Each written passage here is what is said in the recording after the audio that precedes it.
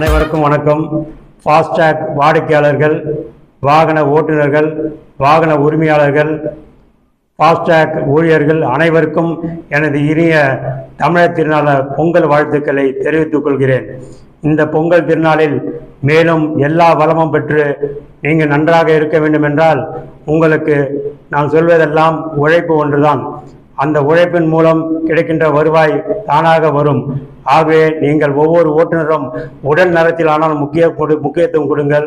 உங்கள் உடல் ஆரோக்கியமாக இருந்தால்தான் வாழ்வு வளம் பெறும். ஆகவே ஒவ்வொருவரும் குறைந்தது ஒரு அரை மணி நேரமாவது உடற்பயிற்சி செய்யுங்கள்.